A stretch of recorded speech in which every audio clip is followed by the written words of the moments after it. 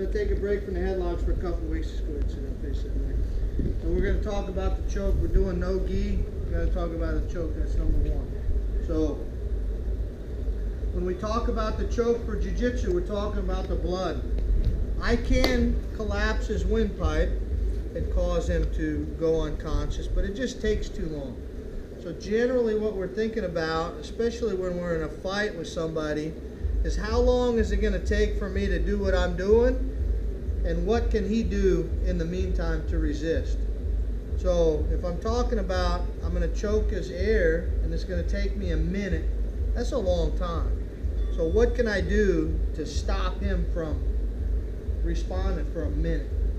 And it's possible, but it's just more difficult. When I start talking about the blood, I'm looking at seconds, 5 seconds at the most.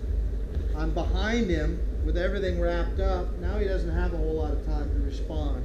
So things start leaning more in my favor, which is why we like the blood choke. So if I look right in front of the ears where the blood's flowing, right behind the ear there's a big muscle there that's sore, and we poke around on that sometimes. But I'm mainly worried about the blood. I want to take my bicep, put it on one side of his neck, put my forearm on the other side of his neck, and that should put my elbow in the front of his neck. I'm going to reach up as high as I can with my second hand, and then I'm going to fold this hand behind his head. This arm is doing the choke. This arm is helping it. And I'm just using this part of my arm to lever this part in. And it's a more efficient lever because I'm using my whole arm rather than just the end of it. I could use just the end of it, but like I said, it's just not as efficient as using the whole side of it. But this arm needs to be in place for everything to take place. Because I'm trying to constrict his neck, I'm going to take my hand in the back and I'm going to turn it towards me.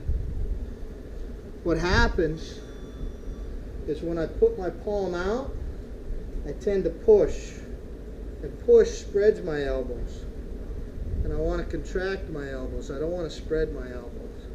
And then if Will's going to do anything to defend himself, it's going to be tuck his chin, and I don't want to help him tuck his chin.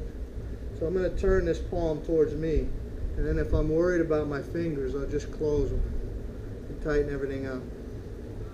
We just came off of the gi. The gi pulls across the neck. The no gi pulls the other way around the neck. So don't try to pull this arm out. Try to pull this arm in. This arm here is going to help me pull the other way in as I collapse everything into my chest and bring everything nice and tight. And then from there, I'm just going to close everything off. If I look at Will's neck, his neck's at an angle. His neck's not straight across the shoulders, and it's not straight up and down. So if I'm going to get you to think about anything, I'm going to get you to think about that angle. And it takes a while for you to figure it out. I mention this a lot, but it'll take you guys a while to figure out what I'm talking about as far as how you're squeezing on his neck. But that's huge as far as making the pressure that much better. Sometimes that's what you need. So when we're talking to you and saying you're not making the pressure in the right direction, you're usually pulling too back or pulling too up. Think about that angle that his neck is on. So bicep on one side, forearm on the other side, reach up high as I can, second hand behind the head, palm towards me, elbows together, and I draw everything nice and tight into me to finish the choke.